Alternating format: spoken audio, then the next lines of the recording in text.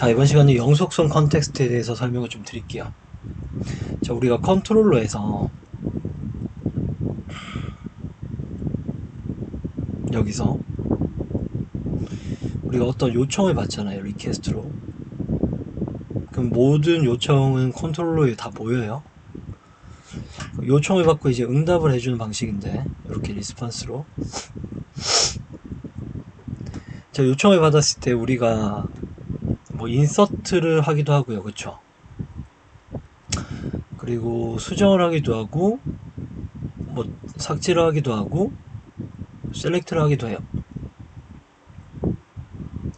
자, 그러면 자, 봐요. 우리가 이제 유저라는 테이블을 하나 만들었는데, 유저 테이블에 데이터가 3건이 있어요. 1번, 2번, 3번에서 이렇게. 자, 3건 있고 이게 데이터베이스입니다. 이게 DB고.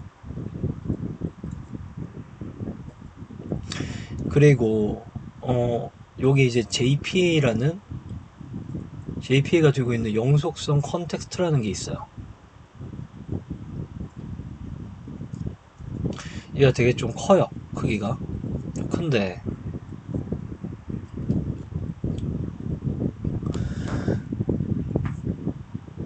자, 우리가 만약에 인서트를 한다고 치면 우리가 컨트롤러에서 유저 객체를 하나 만들어요. 그리고 나서 세이브를 하잖아요. 그러면 이게 어디에 들어오냐면 이 영속성 컨텍스트 안에 1차 캐시라는 게 있어요. 1차 캐시.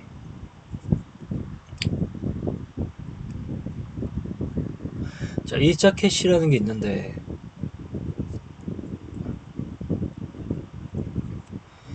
여기에 뭐가 쌓이냐면 저 유저 객체가 여기에 딱 쌓여요.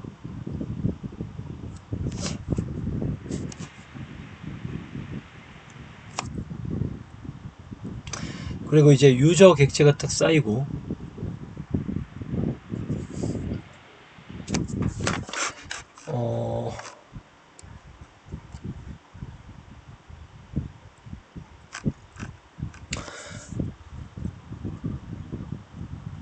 그 다음에 이제 1차 캐시에 유저 객체가 쌓이고, 요 유저 객체가 하나 만들어져서 요 유저 객체로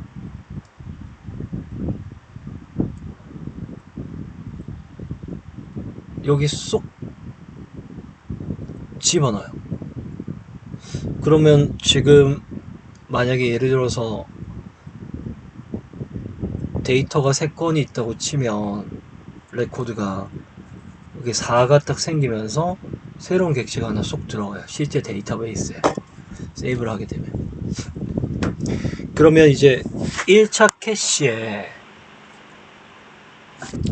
요 유저라는 게 생겨 있잖아요. 그쵸? 이걸 뭐라고 하냐면 영속화되었다고 해요. 영속화되었다.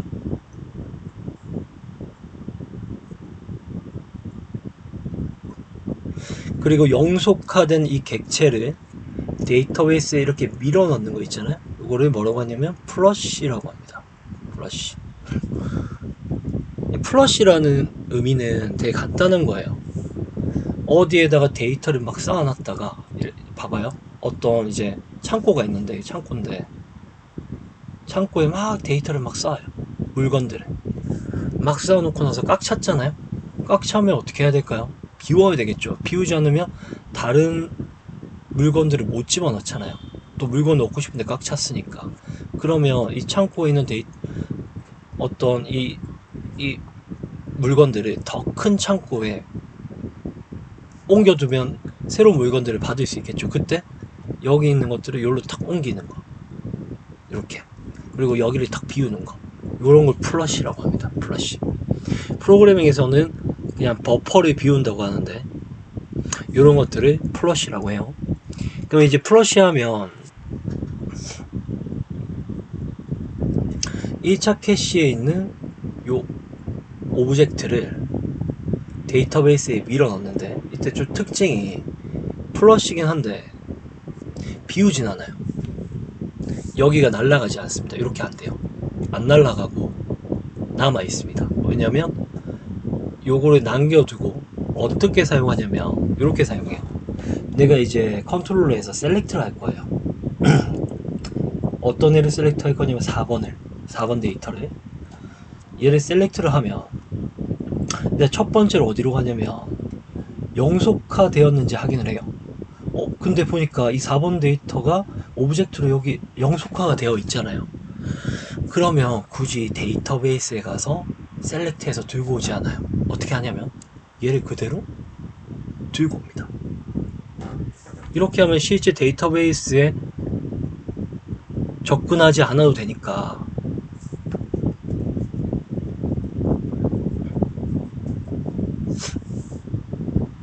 부하가 덜하겠죠.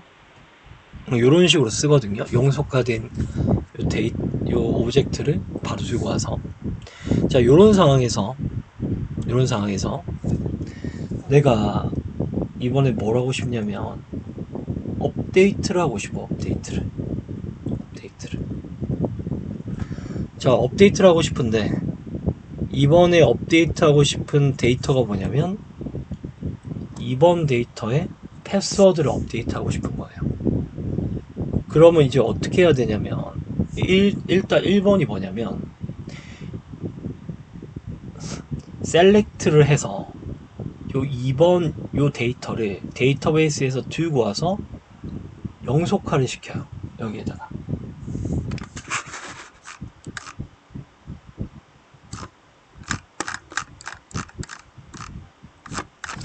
그러면 이제 여기에 유저가 쏙 들어오는데 얘는 아까 4번이었고 얘는 2번이겠죠.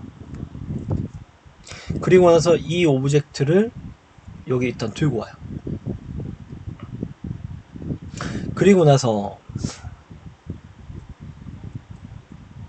2번을 업데이트 할 거니까, 자, 들고 와서 어떻게 하냐면 요 해당 오브젝트 있잖아요. 영속화된 요 오브젝트의 요 유저의 값을 변경을 하거든요. 막 변경하면 유저 오브젝트에 요거를 들고 왔기 때문에 여기의 값을 막 변경을 하고 나서 다 끝나고 나서 이제 다시 이거를 이 유저 오브젝트를 변경된 값으로 변경하려면 세이브를 호출을 하게 되면 어떻게 되냐면 이번 데이터의 패스워드랑 이메일이 변경이 됐잖아요. 요 두 개가 변경됐으니까 내가 지금 세이브해서 밀어넣은 요 유저 오브젝트랑 영속화되어 있는 이 유저 오브젝트 이 두 개를 비교를 해봤더니 같은 아이디인 거예요. 2번이죠. 그러면 이걸 쓰면 되잖아요. 굳이 요거를 또 밀어넣을 필요 없잖아요. 영속화로. 그리고 나서 같은 2번인데 값이 패스워드랑 이메일이 바뀌어 있으니까 얘에 있는 값만 여기에다가 이 영속화되어 있는 유저 객체에서 업데이트를 시켜요. 그럼 얘가 변경이 됐겠죠. 그리고 얘가 변경이 되고 나서 이거를 플러시해서 밀어 넣으면 이 값이 변경이 됩니다. 이게 세이브만 하면 자동으로 일어나요. 근데 이거 너무 지저분하니까 밑에 좀 다시 적을게요. 근데 봐봐요. 이게 이제 영속성 컨텍스트가 있고, 아니요, 그냥 위에서 그대로 할게요. 자, 근데 봐봐요. 여기에 보면 요 업데이트 유저라는 애를 누군가 요청을 했잖아요. 수정해달라고. 그래서 이런 값들을 날렸어요. 날려서 여기 위에다가 트랜잭셔널이라는 어노테이션을 딱 붙여놓게 되면 데이터베이스 트랜잭션이 시작이 돼요. 트랜잭션이 시작이 되고 어떻게 되냐면 이 트랜잭션이 언제 종료가 되냐면 이 컨트롤러가 요 종료될 때 있잖아요. 컨트롤러의 업데이트 유저라는 메서드가 종료될 때 이때 트랜잭션이 종료가 되거든요. 시작됐다가. 그럼 자동으로 어떻게 되냐면 요게 호출될 때 트랜잭션이 시작됐다가 요게 요 함수가 종료될 때 리턴할 때 트랜잭션이 종료되면서 자동으로 뭘 하냐면 함수 종료 시에 자동 커밋이 돼요.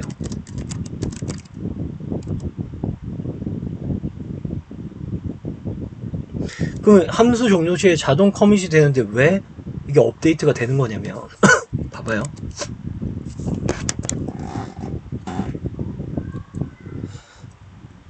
자, 여기서 보면 지금 새로 그리는 게 낫겠네요. 새로 그릴게요. 그냥. 자, 컨트롤러에서 어떤 업데이트라는 함수가 있는데 여기 이제 골뱅이 트랜잭션을 걸면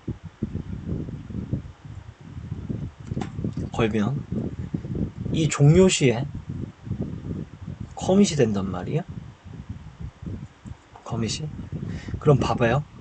내가 지금 DB에 있는 유저 테이블에 지금 데이터가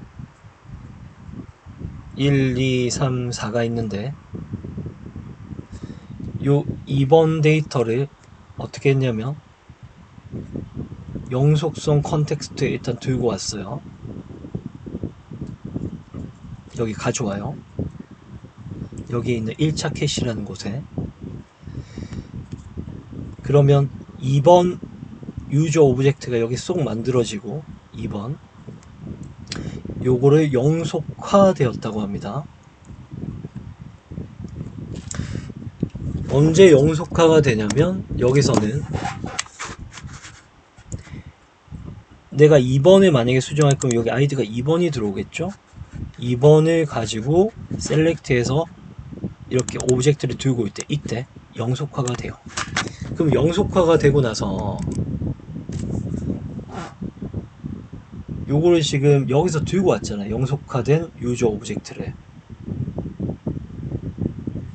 그리고 나서 이 유저 오브젝트를 들고 와서 얘를 값을 변경을 했어요. 어떻게 변경했냐면 여기서 set 패스워드 set 이메일로 해서 요 값을 변경을 했단 말이에요. 패스워드랑 이메일을.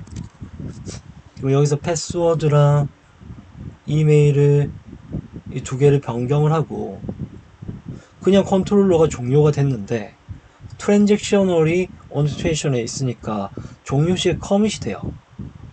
그럼 커밋이 되면 어떻게 되냐면 영속화된 오브젝트잖아요. 이 오브젝트는 여기서 들고 온 오브젝트니까. 그쵸? 그러면 얘가 커밋이 되면 원래 처음에 있던 이 유저 오브젝트의 패스워드 이메일가 지금 여기서 변경된 거를 비교를 해서 변경이 됐구나 라고 인식을 해요. 자동으로. 그럼 요게 변경이 됐구나 해서 어떻게 하냐면 컨트롤러 종료 시에 여기다 밀어 넣습니다. 밀어 넣어서 업데이트 문을 수행해줘요. 업데이트 문을 수행하는 이유는 뭐냐면 유저 오브젝트의 값이 변경이 돼 있잖아요. 변경이 돼 있으니까 업데이트를 수행하는 거예요. 근데 만약에 여기서 요게 없잖아요. 요게 없으면 그냥 영속화만 시킨 거죠. 영속화만 시키고 나서 요 함수가 종료가 될 때 커밋이 된다 한들 트랜잭셔널이 있다 한들 아무것도 안 돼요. 왜냐하면 변경이 안 됐기 때문에 이 변경이 없기 때문에 이 오브젝트가 그대로잖아요. 데이터베이스에서 들고 온 그대로기 때문에 변경이 안 됐기 때문에 업데이트 문이 수행될 리가 없겠죠. 근데 영속화 시키고 나서 그 값을 변경을 시키게 되면 트랜잭션이 종료될 때 변경을 감지해요. 변경 감지. 변경을 감지해서 데이터베이스에 수정을 날려줘요. 이거를 뭐라고 하냐면 더티 체킹이라고 합니다. 우리는 업데이트 할 때 이 더티 체킹 방식으로 업데이트를 할 거예요. 자, 이번 시간은 여기까지 하겠습니다. 수고하셨습니다.